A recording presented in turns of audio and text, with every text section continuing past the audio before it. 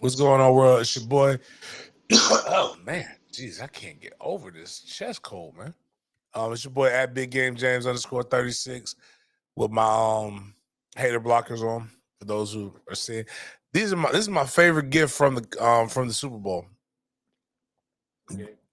I got the card somewhere. I wore it, but I guess when you post the pictures, when you take the pictures, boss, I'm going to give them credit for it. I'm gonna find them, but like this company, and I'll put like this. I'll put the name of the company in the description. But if you're a golfer, they make golf putting glasses. So like on the glasses, they actually will have like the circle where you line up the ball, and then they'll have different angles, and you can like look down. And as long as you keep your eye on the ball, it actually will tell you how far you need to bring the putter back from based upon where you're at. And it was kind of cool seeing that. But these are their normal glasses. I'm gonna take these to the gun range. They're supposed to have eye safety when you go to the gun range. But one of the funniest things about that, now I'll get to this big game's BS in case you didn't know. But when I go shooting, we wear the earmuffs. But I'm with the guy who's got it's the family business is to sell guns. That's Z and them. Z ain't wearing no eye protection, and he shoots all the time. Like, we're not shooting cheap shit. And I get what people say, protect safety first. But if I'm training for self-defense, right? If somebody breaks into your home, do you have the time to tell them to wait? Let me go put on my earmuffs and my glasses so I can protect myself when I'm shooting at you. Or do you just pull out the goddamn gun and do you just shoot? You're training for the scenario. And as I've grown, like my affinity for guns is growing like my affinity for cigars. We're in year 2 of our relationship with Green Acres. I think this is year 2. Yeah, year 2. Great guys. Love going over there. My guy, I had a guy from Charleston just go over there and buy some bullets and stuff. So I'm letting them know, hey man, you guys are internationally known, or at least state to state. But I can say international if I want to.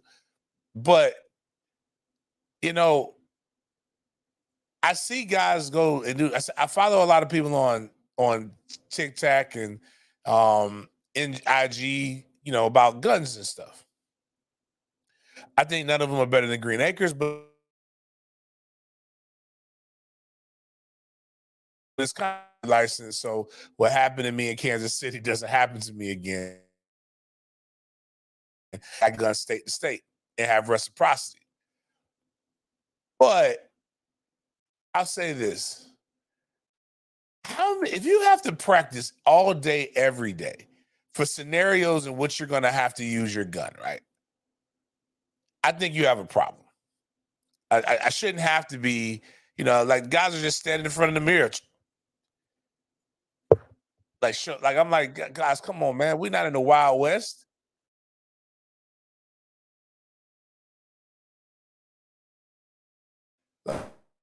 In his classic Big Papa, you got a gun. Pretending to be the guy. Do you know what this dude asked? You got a gun up in your waist? Please don't shoot at the place. Why? Why? Just because you're a normal human. But for me particularly, I see some ladies tonight that should be having my baby. But like, I just don't get it. Like, people just practicing shit for no reason, dog. Like, just vibe. Just vibe. That's all I'm asking, man. I can't even read that. These motherfucking glasses are so dark. But these glasses did save my life though. When I was driving to Tallahassee on Saturday about 5:00,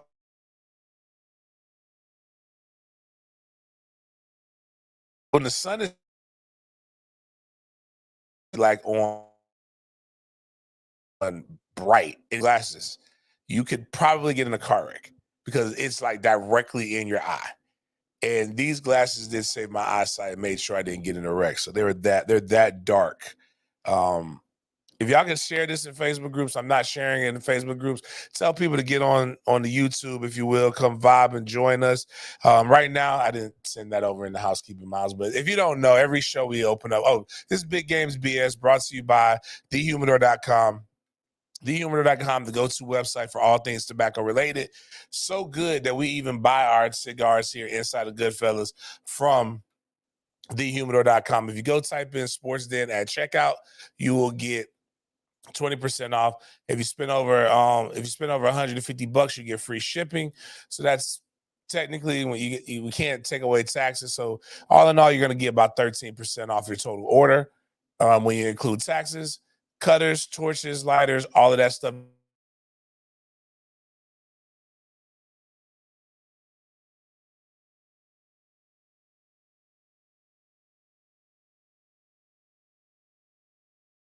Two thousand subscribers on the Den Media Group. We're at 1605, I think. I mean, we're getting up there. We're still very hell of a long 1606. We're a long way away from where we were at this time last year. Trying to get this thing to 2,000. The minute it gets to 2,000, we will give away $200 live on air. If I get my personal one up to 1,000, we'll start uploading content to it. We'll also be doing giveaways. Also, I would ask that you look at becoming a member. When we do our combine stuff, we're going to be dropping exclusive combine content first to our members, and then we'll be uploading it to subscribers probably a little bit later after that. But you'll just see some good, genuine content. Oh shoot, I just thought about this, man. I need to send you the Pepsi Cola guy on Cloud. Not Cloud. What is it that we do? Drop. Yeah, I can't do it now. But anyways, though, we that's what we got going on right there. Those are college football or football in general. We're in the off season right now. Off season means that you don't have as many things to talk about that aren't very positive. Somebody's going to get in trouble, and we're going to get into some of that. We've talked about this case before, but it's not football related. But what we have is what we call list Twitter or list radio. It's some of the worst stuff you could possibly get, but sometimes it's the only thing that's going to get you through. Right now, they're on 3 is already starting to list Twitter or list Twitter, list articles. And you can always get engagement because it's going to always be arguments about this because somebody's going to be left off. Somebody's going to be overrated. Something's going to happen that's going to make people believe that it's going to push the envelope. And if they're really, really good, like one of my guys who we're going to talk about in a minute, Big Game Boomer, you're really good at riling up other people by adding stuff that doesn't even make sense. And then what happens is people aren't smart enough to realize you're going to argue, and all your argument is doing is increasing engagement. This guy is brilliant when it comes to it. On 3, put out a tweet, the top 10 college football quarterbacks heading into the 2023 season. Now, there's an article with it. I'm going to try to click that link. A lot of times I believe don't argue a tweet. You must click the link. But I'm not going to pay on 3 for this stuff. But the first person they have on there is Caleb Williams. Heisman Trophy winner, number one quarterback in the nation right now coming in. Williams is obviously the choice. He threw for 4,500 yards, 42 touchdowns, and only 5 interceptions. He had 382 yards on the ground. He played pretty good except for the bowl game. Number 2 is probably the number 1 overall pick in next year's draft, and that's Drake May, who exploded onto the scene from North Carolina. He came in, threw 5 touchdowns against only FAMU. And at first I was like, yeah, whatever. But he ended the season with 4,300 yards passing, 38 touchdowns, 7 interceptions. He should have, as a freshman, so he should have a big sophomore year. A guy who was in Heisman talks, Michael Penix Jr. from out of Tampa Bay Tech. Shout out to my boy Jason Roberts, the head coach of him, the big lefty who transferred to Washington from Indiana. Threw for 4,600 yards. He was second in the country. 31 touchdowns, 8 interceptions. He's returning for his 6th year because he got his COVID year. And he is one of the reasons why Washington should be one of the top teams in the nation. Bo Nix, from Oregon, through by the way of Auburn. He had a really, really good year. I'm gonna get another transfer. Sam Hartman from out of Wake Forest is transferring to Notre Dame. We're interested to see what he'll be like with a lot of returning talent, with better talent around him than what he had at Wake Forest. Number 6, somebody that my mom actually thought was related to Patrick Mahomes and Jordan Travis. I told her similar stories. Both white mama, really, really black daddy. I said, but Patrick Mahomes' dad is probably real black. Not saying that Jordan Travis' dad isn't black, but like Patrick Mahomes' dad is like the drunk uncle black, like the cool ass uncle that smoked Newports, black. Jordan Travis's dad is a little bit more polished than him. The Seminoles entered 2023 with plenty hype. Travis threw for 3,200 yards, 24 touchdowns, 5 interceptions last season, in addition to rushing for 417 yards and 7 scores. Coming off a 10-3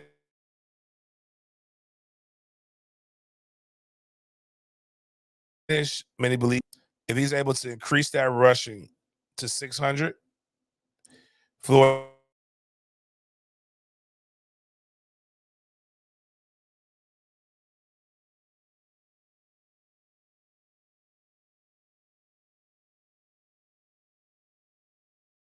a good year.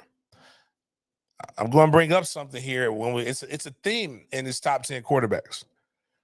JJ McCarthy, he helped the Wolverines to a playoff appearance.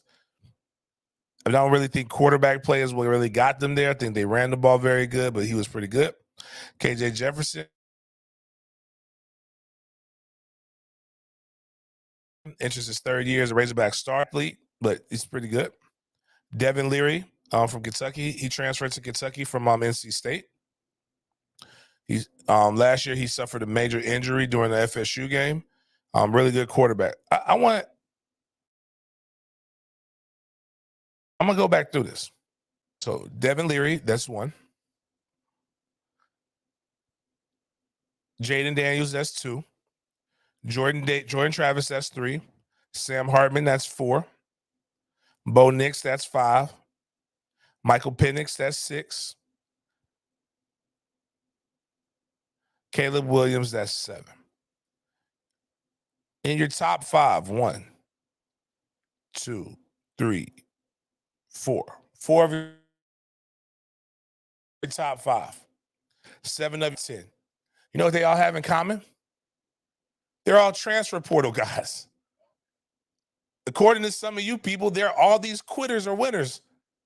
Because you say when somebody hits the portal, I just don't understand it. They should go try to tough it out. They should do bigger things. They should buy in. As opposed to doing what's best for them. Looks like that shit's working out for them right now. Oklahoma, even though they did play Florida State in the bowl game, struggled most of last season. Caleb Williams made the right decision. Michael Penix, Indiana they brought in a trash ass offensive coordinator that I really, really hate because when he was at Florida State. Bo Nix left Auburn, and that's not who he went. Sam Hartman might have Wake Forest when they lost the most of their talent. Jordan Travis left Louisville for. I mean, the guys I'm reading. Jaden Daniels left ASU to go to LSU. The only one who probably didn't leave a much better situation was Devin Leary. But I think he lost his job due to injury. Looks like everybody transferred to an upgrade and weren't running away from competition. And when I really think you go back and you look at most of these people, because everybody talks about, is the transfer portal viable? What are the long-term ramifications? Can you build through the portal? Let me go back and check this out again, because what I'm looking at is blue blood, new blue blood, and that are in there, but a bunch of guys like North Carolina, who's going to make a name for themselves next year. That's not a traditional school that consistently performs. Washington, who's coming off of 10 wins. That is a good program, but isn't one of those every year you expect to see Washington in the Pac-12 championship. Oregon is pretty good. A lot of these programs are pretty damn good, and they're being led by guys who they were not originally recruited to. And if we go down the list of other positions, I'm sure you'll see a lot of the same things. Nothing wrong with it. I think it's smart. Coaches leave all the time. Coaches hit the transfer portal all the time. Why is it not okay for athletes? What's good for the goose is good for the gander? Or why is it no fun when the rabbit got the gun? Another list Twitter thing, and it brings back this age-old question that Florida State used to argue with, and I'll show you how far the argument goes back, and it hit my group chat again. The top 25 most difficult college towns to travel to. Big Game Boomer is the king of list Twitter. Here's a guy who I've seen grow his following. Oh my goodness. A few years ago, it was only it was about 6,000 followers. Now he's got 75.2 thousand followers.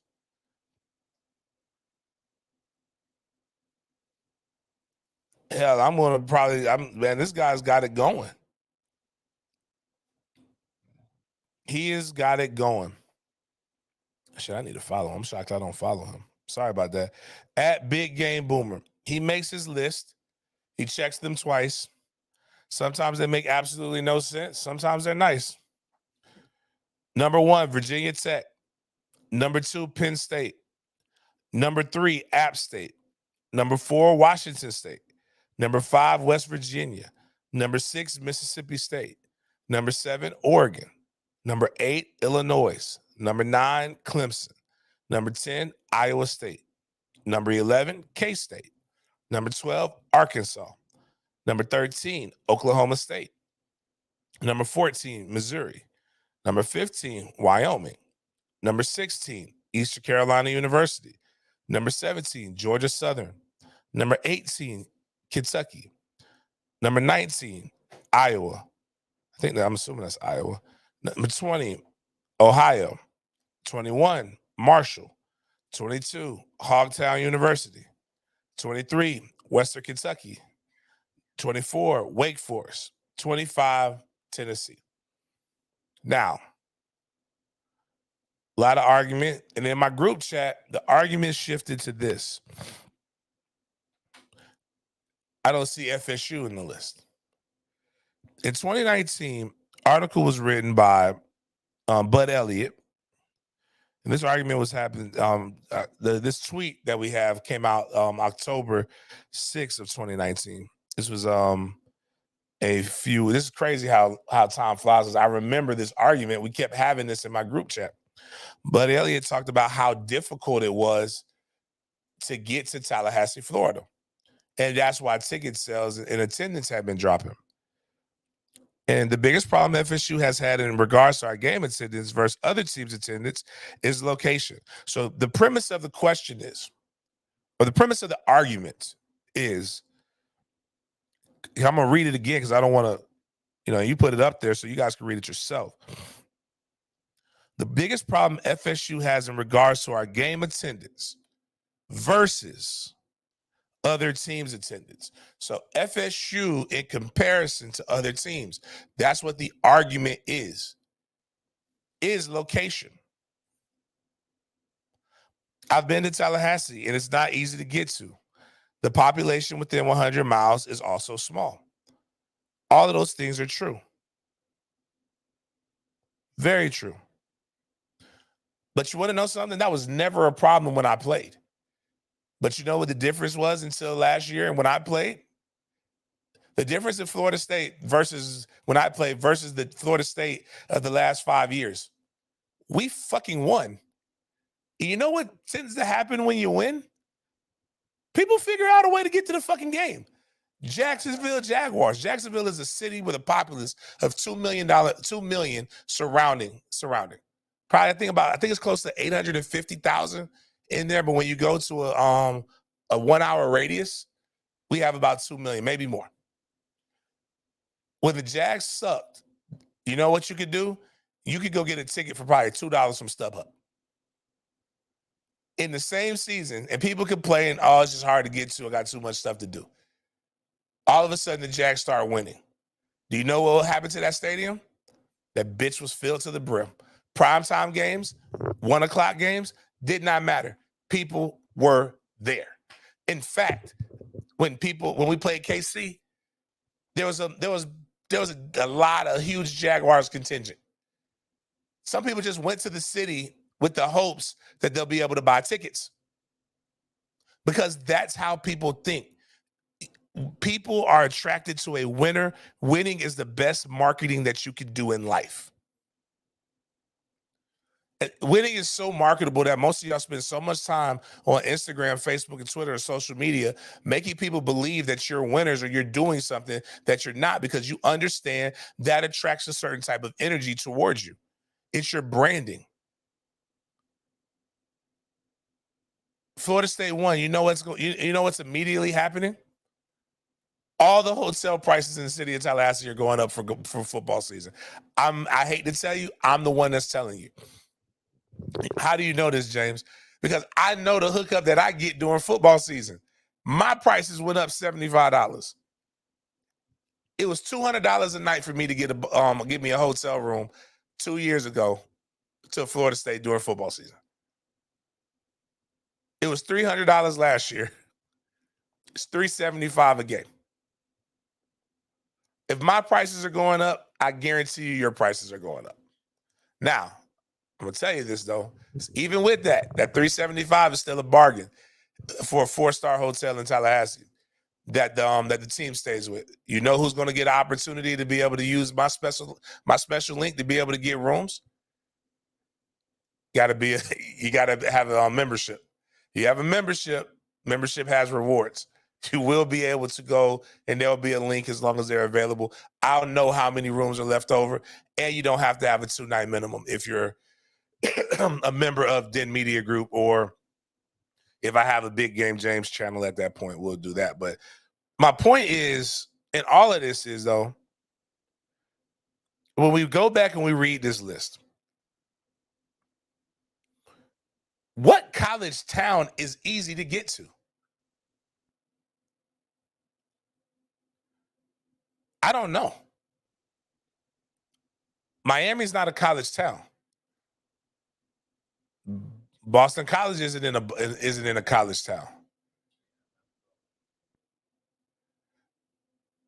You know, I'm looking at some of this stuff and I'm thinking of, like, Tennessee has 110,000 average attendance, or over 100,000 average attendance, even when they suck.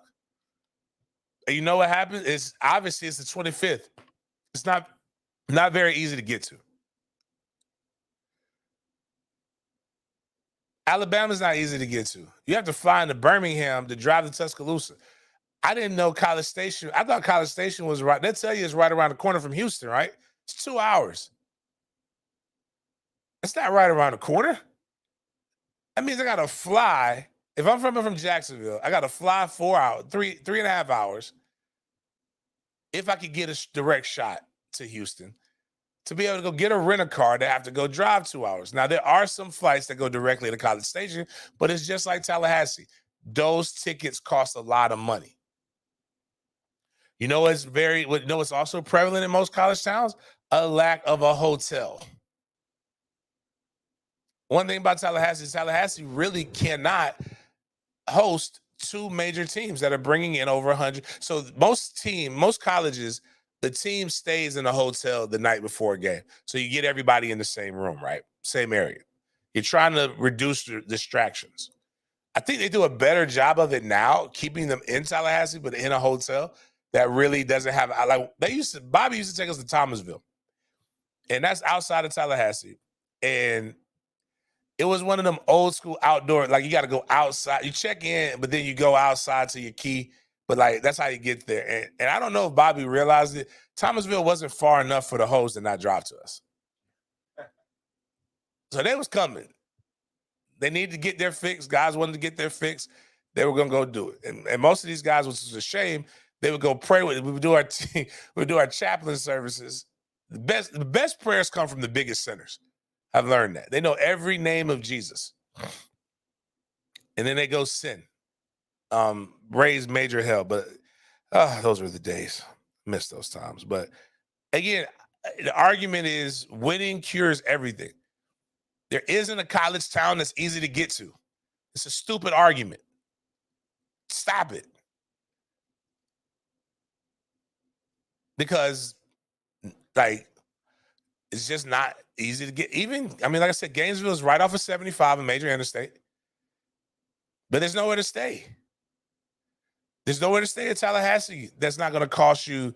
Again, I'm $375 before tax, so it's probably going to be like $400 a night after tax. Like, that's resort fees. You have to really make up in your mind that you want to go to the game. But that's always been the case. It's always been the case. It's nothing new. Folks, make it new. Coaching searches. I got to skip that first one. Coaching searches. You would think that right now it should be more prevalent that the NFL is doing their coaching searches because the season just ended and people are poaching staffs and doing other stuff. Unfortunately, Jags lost their cooter. Jim Bob Cooter is going to the Indianapolis Colts. Miami is still making changes to their coaching staff probably about 10 days before spring ball is about to start. But they just solidified the hiring of their running back coaches. They just lost their running back coach, Kevin Smith, to Ole Miss with Lane Kiffin. Mario Cristobal is hiring Tim Harris Jr. as the Miami Hurricanes running backs coach. Harris Jr. has most recently been named assistant head coach at UCF. They're saying Harris was the only one offered. UCF was number 5 in rushing yards and 11 in rushing touchdowns in FBS last season. His dad is an icon, Ice Harris. And it looks like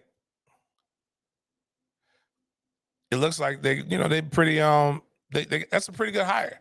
Not even gonna lie. It's very difficult for him to be able to cement his legacy in that short amount of time. But it's a good hire. Now, still losing your OC and your DC 2 weeks before you have spring ball is still not optimal.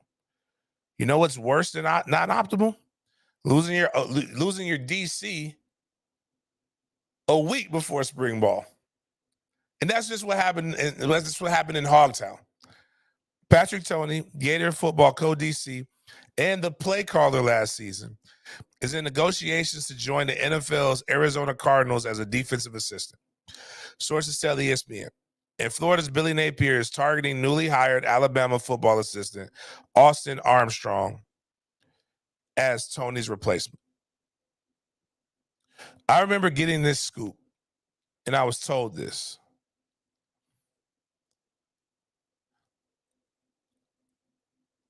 That Bateman and if I can't even pronounce this guy's name, were on borrowed time after signing day. Look at Corey Raymond to possibly be another guy. Maybe not this year, probably not this year, but he's going to have the complete control over the secondary. But he'll probably be somebody that won't be there much longer. Billy was trying to replace all 3 of those guys. And then everybody wants the guy that everybody's talking about at wide receiver coach ain't coming to Florida, ain't leaving Penn State, and that's Juwan Sider. Everybody thinks they're getting Juwan Sider. Now, you just pulled up the video, and something that I really been trying to get over, because again, coaching searches don't make sense. And especially in the NFL, even in college, sometimes it comes to fit, vibe, and all these different things. But like nobody really, the anomaly that is Eric Bieniemy is wild. And Eric Bieniemy will always be the talk until he becomes a head coach. Eric Bieniemy just took the offensive coordinator job for the Washington Commanders. Quite possibly one of the worst offensive coordinator jobs he could possibly take. New coach, new quarterback, more than likely. I mean, unless you want to get Sam Howell, who has talent, but he's also kind of like Baker Mayfield. It's not fucking Patrick Mahomes, I can tell you that much. Yeah. I mean, I think he could be good, but it's not like what you just left. And you see people make the tweets, and I get it, but my new argument to people isn't how can you not think it's racist? So I don't think you get anywhere with that. But I asked them, can you give me a better argument? People say, oh, well, he's not a good interview. Yeah. I mean, are we trying to win a pep rally or are we trying to win fucking football games? What, like, my GOAT, the guy who I love dear, who I'm finding little snippets of when I interviewed him, Bobby Bowden. You know what Bobby Bowden didn't do? Bobby didn't interview. You're either giving me the job or you're not giving me the job. Now, I know everybody can't come with that same level of energy, right? But I got 5 AFC championships. Or appearances, excuse me. 3 of which I won. And I have 2 Super Bowls during my tenure as offensive coordinator. What do I need to say to you? I've been mentored by one of the best coaches in the modern era, in Andy Reid. And you're holding me to a standard that you haven't held any of Andy Reid's previous coordinators or position coaches to. We love Dougie P here in Jacksonville. Dougie P was a coordinator under Reid, who didn't call, and we know Reid calls the plays. Miami's loving our black coach down in Miami. He didn't call plays, allegedly, where he was at. The cokehead in Indianapolis, you can't tell me he's a better interview than Eric Bieniemy. Adam Gase got 2 NFL jobs. And I'm not hating on those guys. Congratulations to them. When people just tell me these things, I'm like, well, what about this guy? What about that guy? And then they don't have any answers for it. Then I'm like, well, can you give me something? And you kind of let them come to their own conclusion. Maybe he's not likable. That's fine too. But like, are we here for, is this social media or is this to try to win games? You're talking about a league that puts the only real crimes you can't commit, having sex with little kids and beating your girlfriend's ass. Outside of that, everything else is just, you can kill somebody and they're going to like let you roll until guilty until proven innocent. It's those. The other ones, we gotta hold the court. But nothing's worse than when somebody volunteers information that isn't needed and when it's a former employee. So we got Shady McCoy, who is raising the fame. He's on I Am Athlete podcast. I love seeing former guys get an opportunity to speak their mind and lay their expertise out. But man, when you talk about some bitter bitch right here, that's what this guy sounds like. And let's push play on this.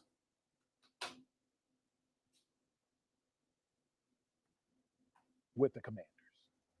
I hope he doesn't, but I think he will.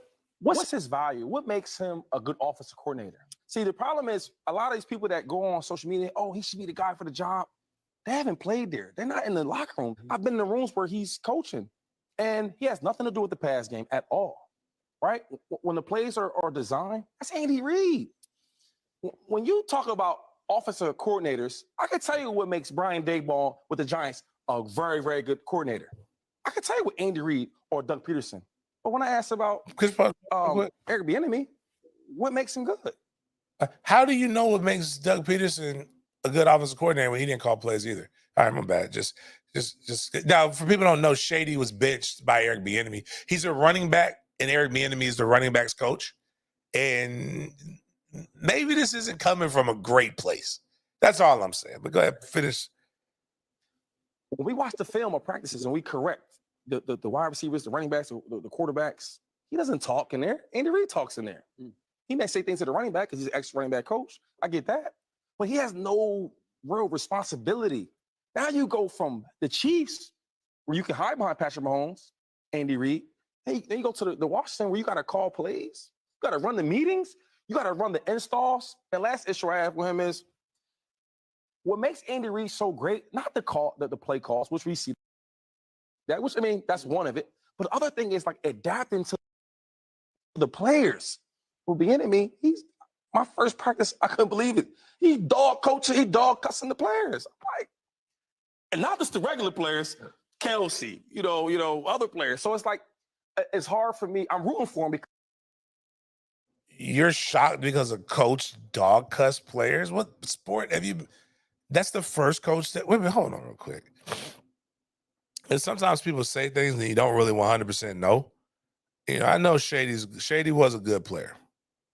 I need to know where Shady played. I can't think of where he because right now he sounds real shady right now. Where's Shady go to college at?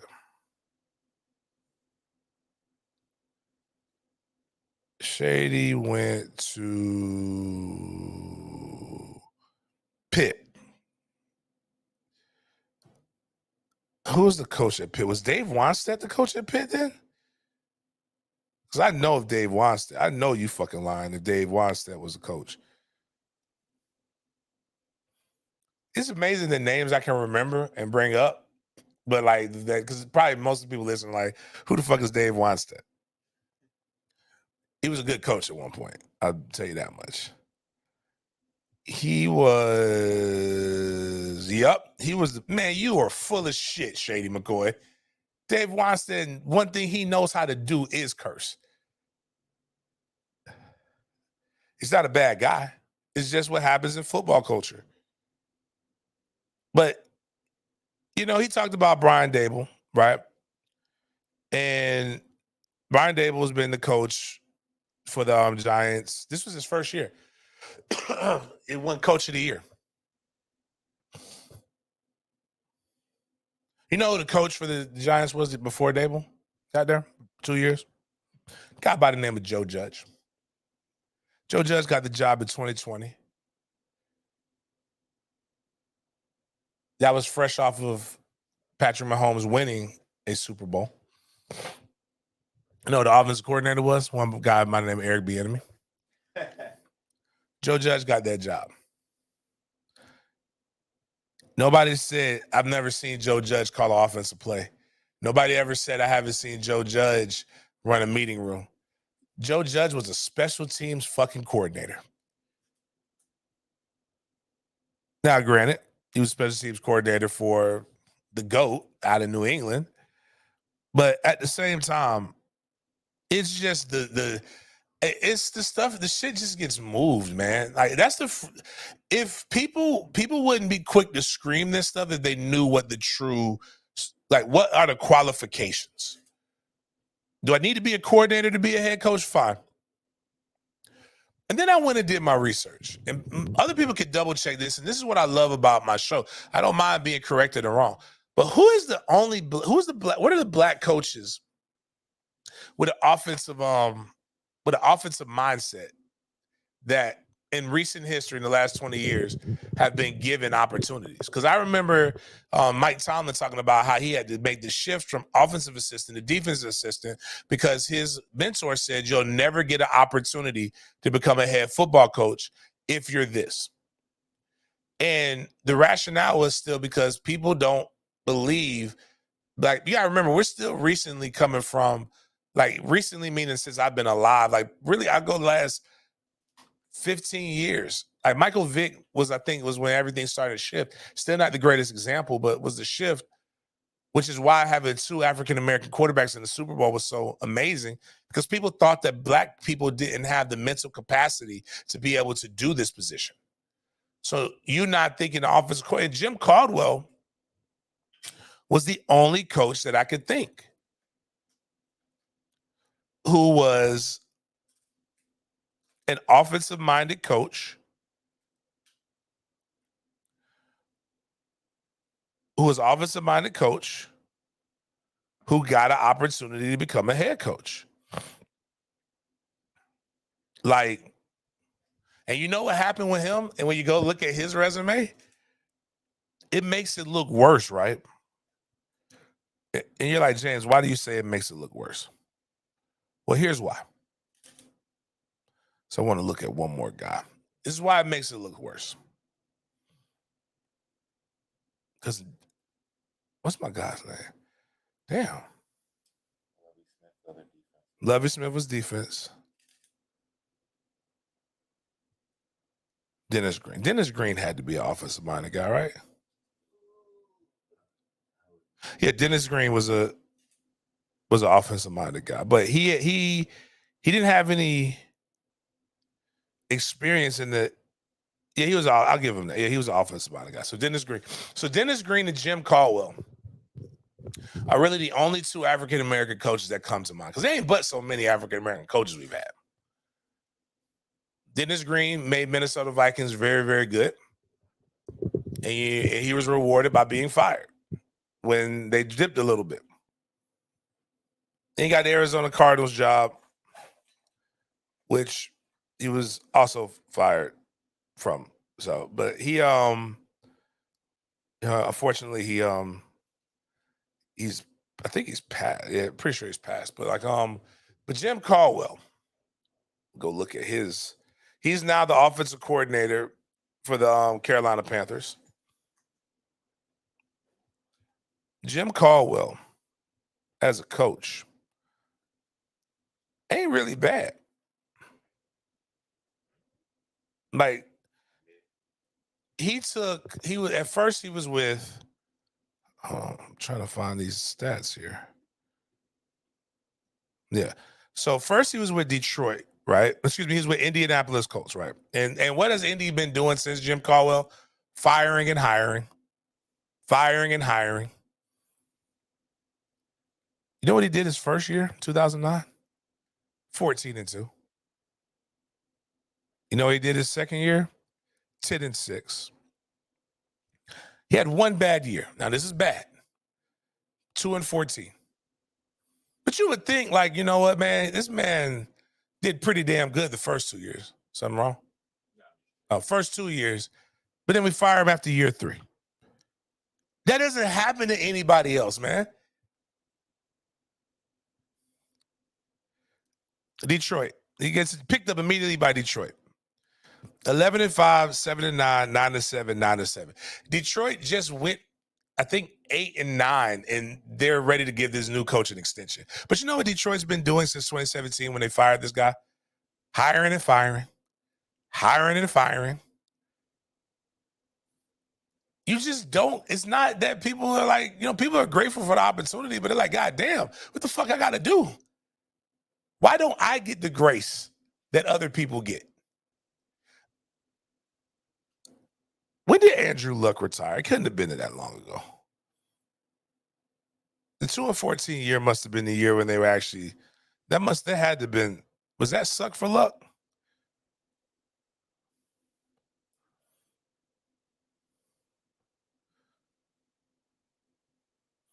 Let me go check this out, see when Andrew Luck came in. Nah, he couldn't.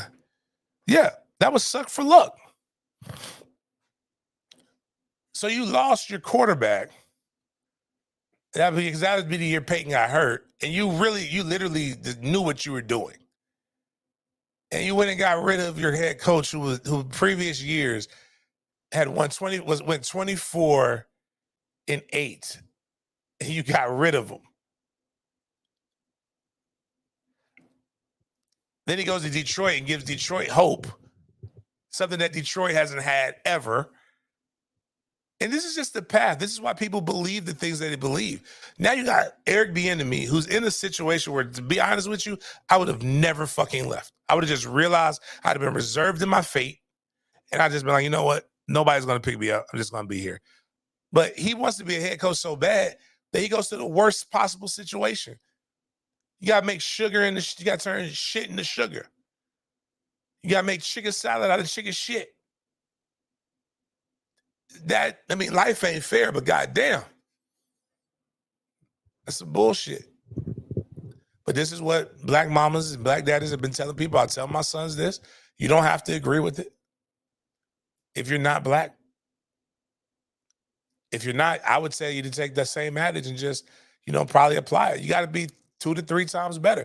Y'all subscribe to shows that aren't anywhere near as talented as other people's.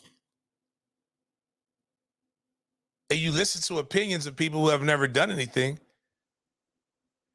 because they look different. It's more appealing. And I'm not here to judge you for it. I just want you to be aware. One of the worst thing you can do is make somebody feel like they're crazy. Because right now, if I'm Eric Bieniemy, I'm going fucking insane right now. Like, what more do I have to do? And to have a guy like Shady McCoy coming up here and being that vessel, I'm gonna be honest with you, there's no disrespect. I mean, ultimate disrespect. I think that's a fuck move right there.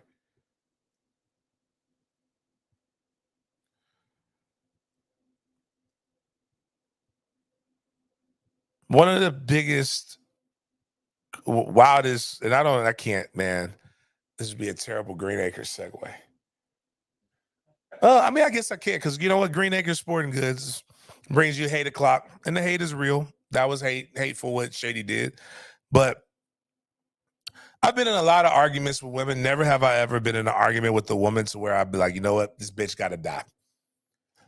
And one of the things I think Green Acres does better than sell you the best guns for the best prices and have bullets is their their gun safety course. You need to go check them out for nothing else. They teach it the right way. In a world where people talk about guns and it's reckless, and especially in the state of Florida, where now it's going to be open carry, you need people to at least be able to teach you the responsibility that comes with having a gun. We talked about the young man a couple weeks ago from out of the school here in Jacksonville who was posing with guns. They're being prosecuted. I don't know if Florida has dropped their scholarships yet, but they should. I remember talking about and getting suspended on Facebook from that's why I think people need guns, but for suspended from Facebook because I posted something where the black father slapped the shit out of his son who was on social media posing with his guns, talking about how much of a gangster he is. I think a lot of people don't understand what happens when you got to pull that trigger or what happens when you own that gun. I'm responsible for everything that happens to the guns that I own. So if my son goes out and uses my gun to kill somebody, I'm legally liable. Especially if I didn't lock it up, I didn't have it in a place where they couldn't get it. So Alabama lost one of their star players because his dumbass couldn't handle rejection and he killed his girlfriend, allegedly. Darius Miles killed Janae Janae Harris, a single mother.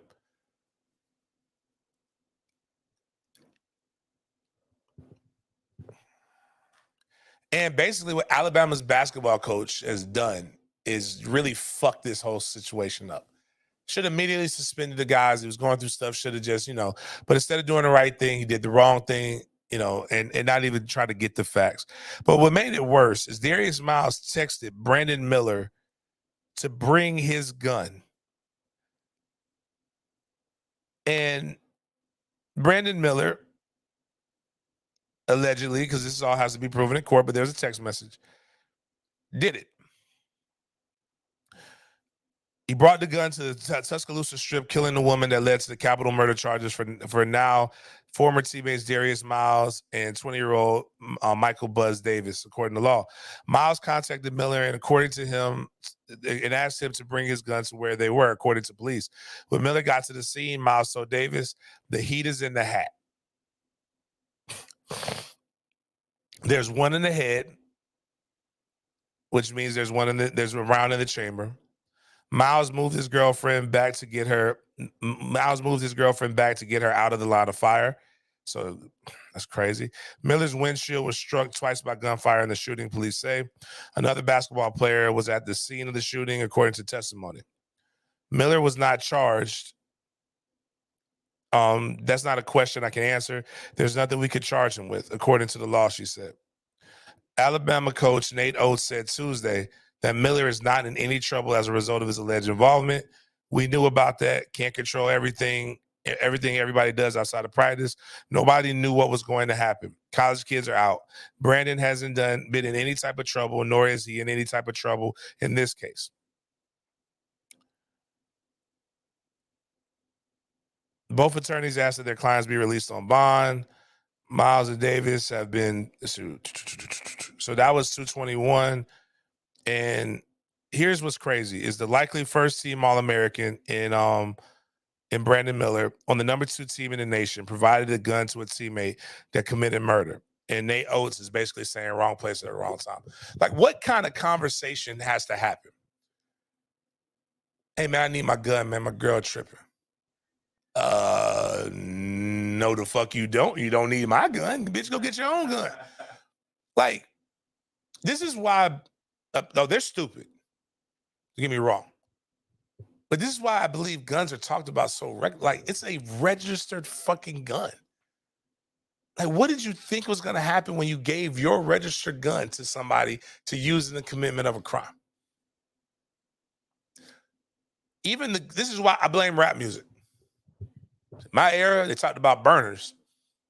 They talked about, that's what you get for crimes. Your regular gun is used for self-defense. There is no defense in self of this. There's no defense of this. And all jokes aside, straight bullshit. It's a pussy move because you can't handle rejection.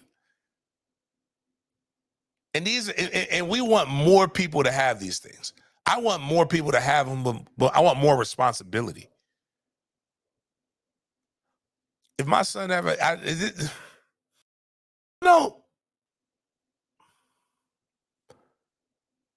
I'm not even going to get upset at the Andrew Tates of the world, the Kevin Samuels of the world, the other guys. And I know that's controversial in today's society, but these guys are teaching kids, teaching young men to have more fucking self-esteem.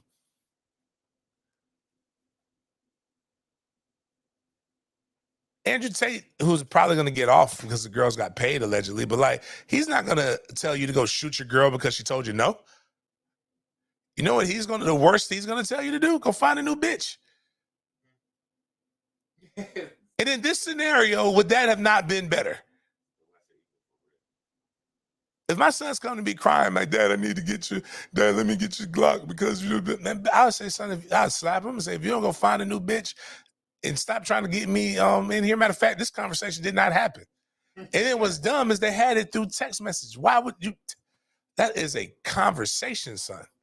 That is not a text message.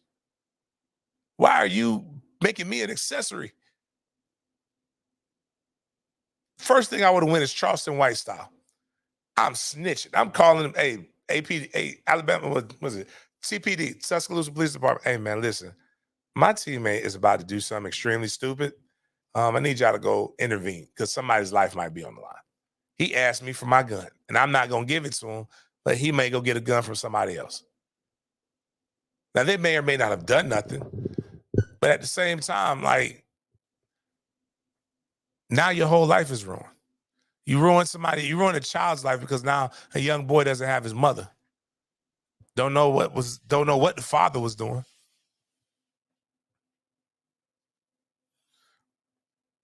And the coach ain't gonna get suspended, nor will he get fired, because you know what America loves more than anything in this world? Winning. And do you know who Nate Oates called to give him some advice in this manner?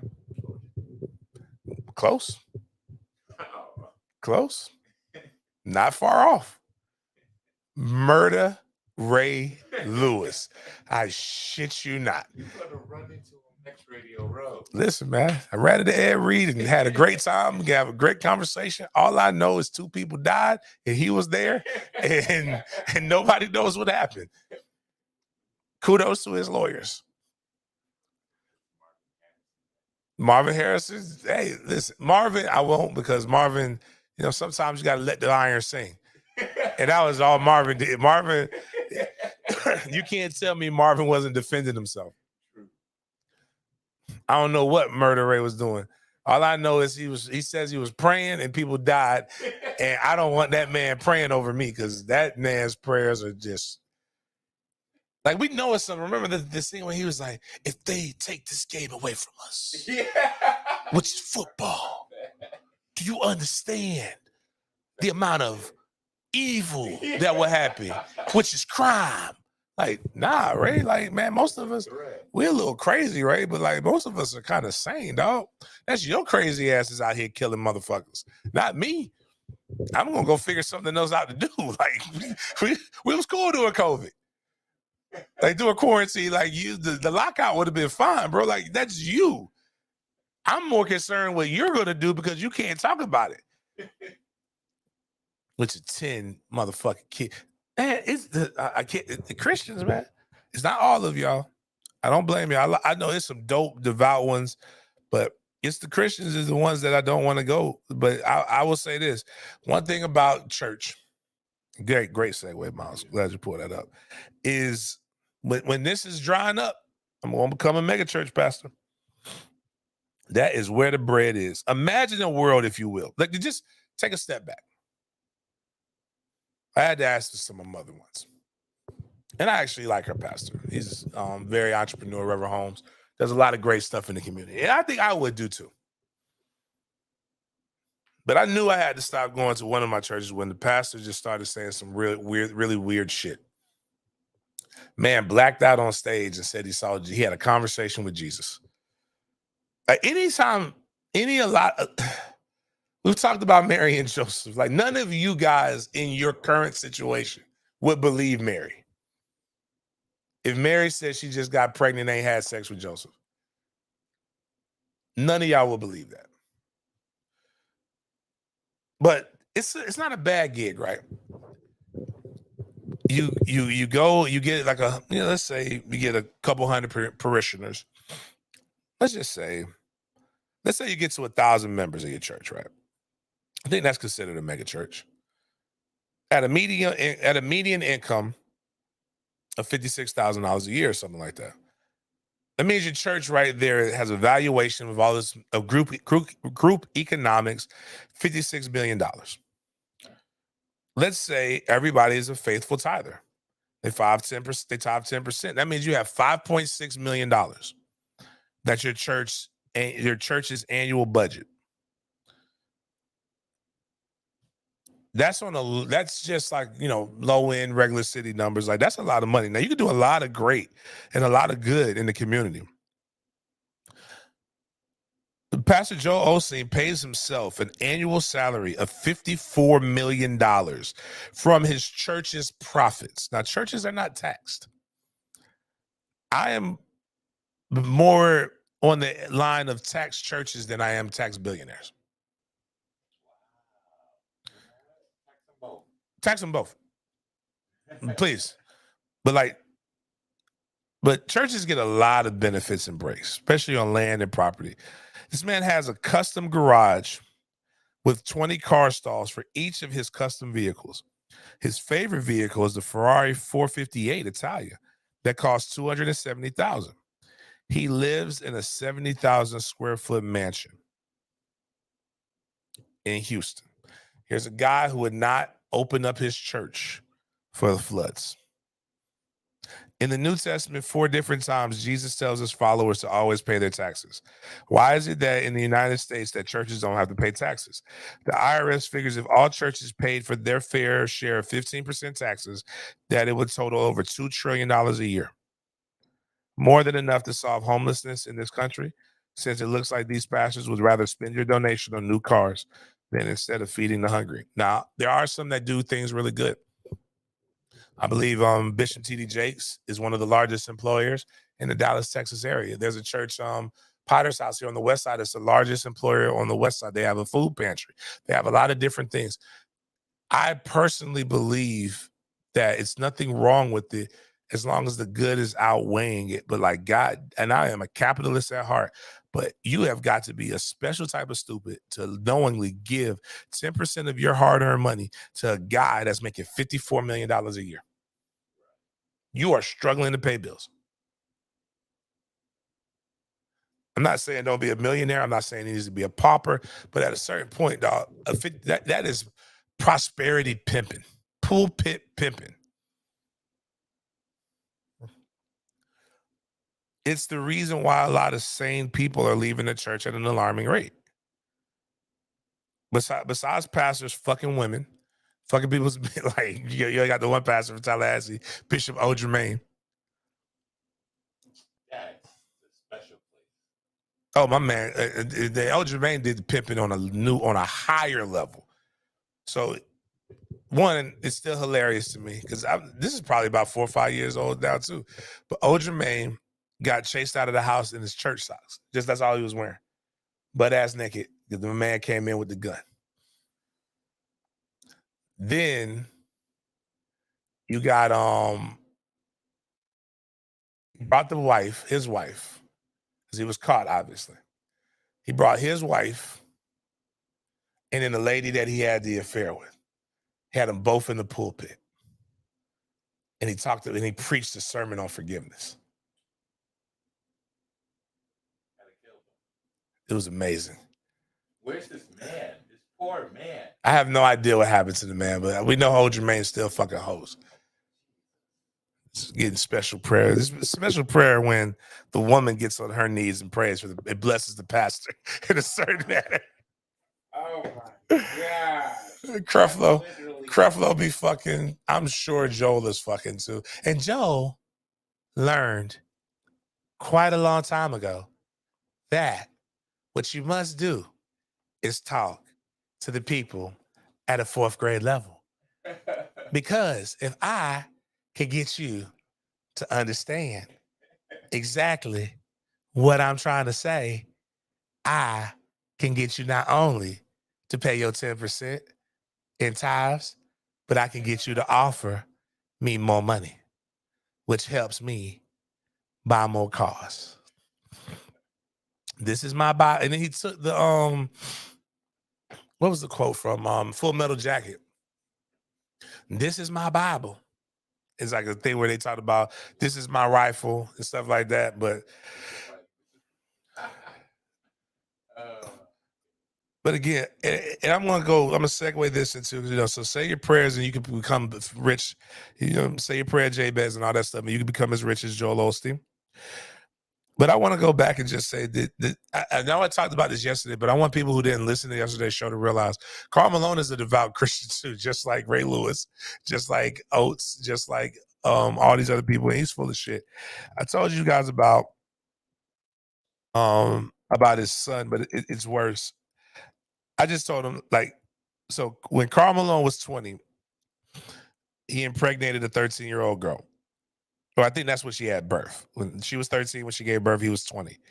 The girl's parents didn't want to publicize the baby's birth because they were afraid of jeopardizing Karl's future prospects.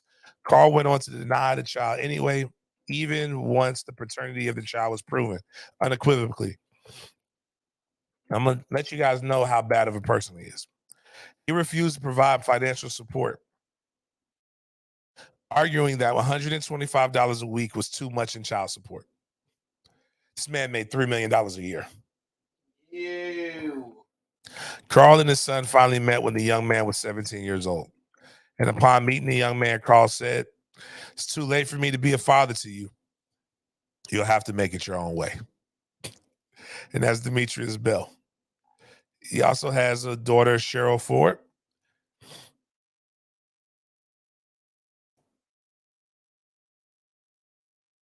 MAlone had plenty of eye-opening developments off the court as well. Some of these included former WNBA star Cheryl Ford. Growing up as a basketball, MAlone had a pair of twins with his high school sweetheart, Benita Ford. Shortly after birth, Cheryl and her twin brother, Daryl, The Louisiana-born left home to play college basketball. After that, MAlone completely vanished from their lives. Cheryl Ford wouldn't find out that Karl MAlone was her father until she was 8 years old. She would attempt to see Karl after certain Utah Jazz games, but the star never responded. Eventually, things took a turn in their relationship. MAlone reached out to Cheryl and her twin brother when they were 17. It's something about 17 with them. The legendary Ford admitted that it took him a long time to do the right thing. Cheryl's relationship with MAlone got off to a rocky start, but over the years, they continued to grow. Both of them played professional basketball and blah, blah, blah. Cheryl became the 3rd overall pick in the 2003 WNBA draft by the Detroit Shock. She's a 3-time WNBA champion, 4-time All-Star. He basically liked the child that was good. Everybody talks about black men and black fatherhood and doing better. I just need you guys to do. I just need my Christians to do a little bit more. It's all good. It's no knock on you guys. Do your thing, love your life, but it's never a bad day to admit that Karl MAlone is not a good person. Him and Brett Favre ain't shit. So on that note, man, appreciate you guys chopping it up with me. Got a full day today. Got to get back, get some things going. I'm going to see Anthony Richardson work out.